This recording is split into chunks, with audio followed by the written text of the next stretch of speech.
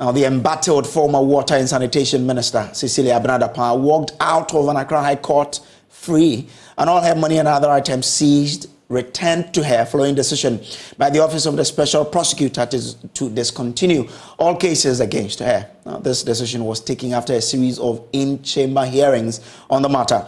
The Special Prosecutor for months now has had in its custody monies of Cecilia Abban seized when her house was searched as part of the investigations. The office also froze some bank accounts of Cecilia Abban for allegedly being tainted with corruption and corruption-related activities. But after 7 months, the Special Prosecutor, K.C. Abban, told the media that on the totality of the gathered evidence and intelligence, it became clear that the case is largely in the province of suspected money laundering. On 24 July 2023, the office placed Ms. Abban under arrest on charges of corruption and corruption-related offenses. The office subsequently conducted searches in 3 residential properties associated with Ms. Abban and Mr. Osei at cantonments, Abilinkpe and Tesano in Accra. The searches, which were carried out over a period of 2 weeks, led to the discovery of the cash sums of 590,000 United States dollars and 2,730,000 cedis.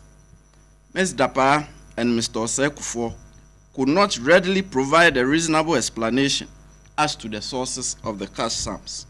Authorized officers of the office seized the discovered cash sums on reasonable grounds that they were suspected tainted property, in accordance with Section 32(1) of the Office of the Special Prosecutor Act 2017, Act 959, as it was necessary to exercise the power of seizure to prevent concealment of the cash sums. The Special Prosecutor, considering it necessary to facilitate the investigations, issued a freezing order against the bank accounts and investments of Ms. Abban, domiciled at Prudential Bank Limited and Societe Generale Ghana. Upon the refusal by the High Court to confirm the freezing and seizure orders in August 2023, the office re-seized the cash sums and refroze the bank accounts and investments and applied to the court again for confirmation. In FT 0074-2023, the Special Prosecutor versus Cecilia Abban and Daniel Osei. Extensive investigation was conducted in-country involving 20 persons and 3 state institutions, and especially in the Ashanti region, to establish the financial standing of Ms. Abban's deceased brother during his lifetime and at the time of his death, since it was alleged that a substantial portion of the cash sums belonged to Ms. Abban's deceased brother. From October 2023, investigation became cross-border and transboundary upon the claim by the persons of interest that part of the seized cash sums was transported to Ghana from the United States.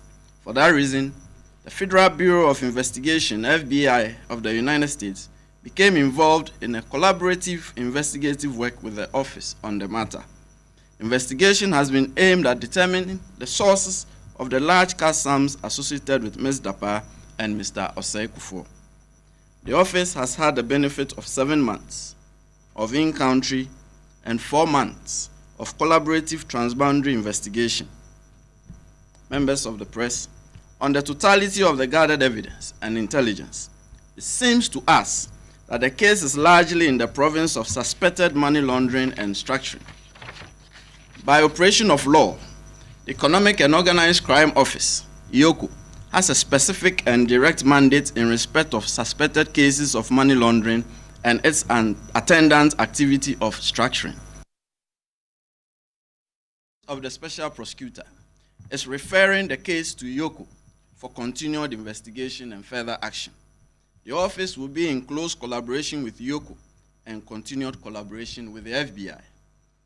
A little over an hour ago, the office discontinued its application that was pending before the High Court for a confirmation of the seizure and freezing orders in pursuance of the referral of the case to EOCO. The court ordered that the office should return the cash sums and defreeze the accounts of an investment of Ms. Abban within 72 hours. Office also discontinued the procedural criminal charge against Ms. Dapaah for failure to return forms on declaration of property and income, since that was mounted on the original application for confirmation of the seizure and freezing orders, which was discontinued earlier in time. Now the question still remains whether the entire exercise was a waste of time. Kisi Ejabeng disagrees. On the contrary, it is the extensive investigation of the Office of the Special Prosecutor with the collaborative work of the FBI that has led us to this conclusion. If the Office of the Special Prosecutor had a direct mandate by law in respect of suspected money laundering and structuring, there will be no such referral. But we operate within the confines of the law. And since the law that created the OSP did not necessarily grant such a direct mandate in respect of suspected money laundering, but the law that created the Economic and Organized Crime Office states specifically that they have a mandate in respect of suspected money laundering. Now, after 7 months of investigation, we have a body of evidence. So if we have come to the conclusion that it suggests, it seems to us that it is more in relation to suspected money laundering, then the proper thing to do is to refer it to the state institution, which by law has a direct mandate, as stated in the Act. Hindsight wisdom is always awesome. Those who are saying that are only doing so with hindsight wisdom, it's because we've had 7 months of such extensive investigation to come to the conclusion we've arrived at. You cannot begin a case when you cannot begin making conclusions on a case a week or two after commencing investigation. But after piecing together all your evidence and all the testimony and everything that you have done, something should then suggest to you. If after 7 months we did not have anything, we will just let it go. You get it? But after 7 months, I think that we should be commended that we've been able to do such extensive work and have international collaboration as part of this matter. That is to say, we left no stone unturned, and that is what is leading us to this outcome, as I just announced. So once again, I will say, it is very nice to have hindsight wisdom, but we did not have the benefit of hindsight wisdom. We have arrived at the present wisdom through hard work and sheer grit. Now, despite the slow progress of work, the Special Prosecutor, Kisi Ejabeng, said the office remains the only hope in the fight against corruption. The day you lose faith in this office is the day the soul of this country dies. See, the repetition you see is merely as a result of the period within which the law requires the office to report. 6 months. See, even when you are prosecuting a matter in court, 6 months, by the reckoning, it's like a day. You get it? If the law had required us to make periodic reports, let's say 2 years, 3 years, you won't see this level of repetition. But what is so bad about repetition, especially when the matter is still pending and the matter is not yet resolved? And you would see that although much of it looks like repetition, there's always a slight update in respect of the cases. Some are moved up in respect of the level at which the office has gotten to and whether the office is going to take further action. So you see that case reported in June, that the office is still ongoing with the investigations. Then in December, you see that the office has concluded the investigation in respect of that matter and that the Special Prosecutor will be giving further directions along those lines. It's just an update to tell you that between June and December of that year, there has been some conclusive points upon which the office can then further act. So you see that case repeated, but the notations under it slightly different from what you saw in June. Quick example is this one on the police recruitment back then.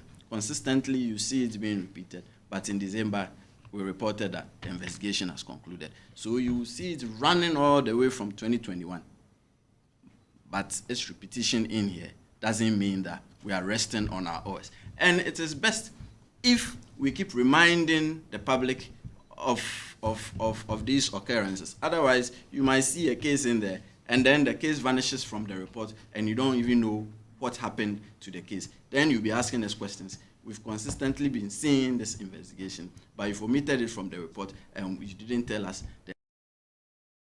Well, let's bring in a private legal practitioner, lawyer Alexander Kojokom Abban, who believes a thriving asset declaration regime in Ghana could have resolved this matter. Now, he joins us via Zoom here. Grateful for you to join us here.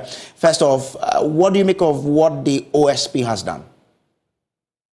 Thank you very much, and greetings to your cherished viewers. I think I've done otherwise because the law that governs their activity deals more with issues of corruption. Okay.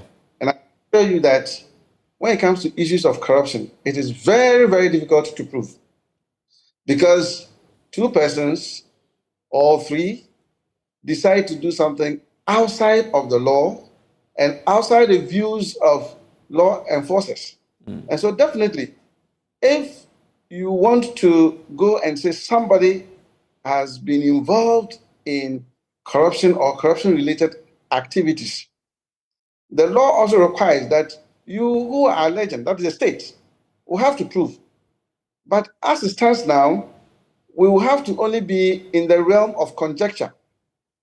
Probably your guess may be as good as mine that this money may not have been acquired through any legitimate means. It is not to say specifically that Ms. Dapa has maybe found some illegitimate ways of getting this money, because that will have to be proved beyond reasonable doubt in court. Now, if we had serious asset declaration regime, where we would know that indeed Ms. Dapa or any other person who is going into political office has properly declared his or her assets. Okay. You would then realize that at least if the person is living above his or her means, we would then have cause to ask the person to give reasonable explanation as to how he or she came by the huge amounts found in her house. So we don't have that functional asset declaration regime. But the OSP's office, which we created to help us solve this, seem to be going through a lot of challenges in the work that they do. What could possibly be the reason, and how do we cure it? Because you are a lawyer yourself, and possibly even part of those who created this. Yes, I was in Parliament when this law was created. I admit. But to me, probably I would say I stand vindicated somehow.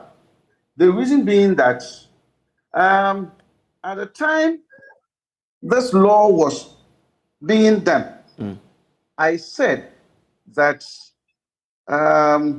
it is not the multiplication of the laws that we are passing which will cure the canker of corruption in the country.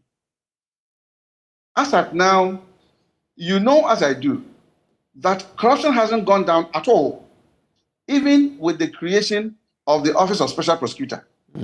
For me, I think what happened really was to give political credit to those who thought about it and bet it. Okay. But in terms of its use to fight corruption, I think we have failed.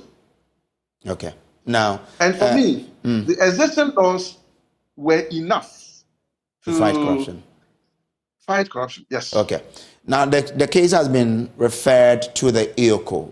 Can we trust the EOCO to do a good job on this matter? I doubt. The reason being that they will still come face to face with the same law.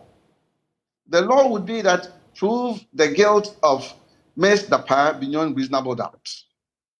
The law would be to state that looking at her previous position okay. prior to taking political office, She didn't have this money. Okay. But here is the case. We do not do serious asset declaration Okay.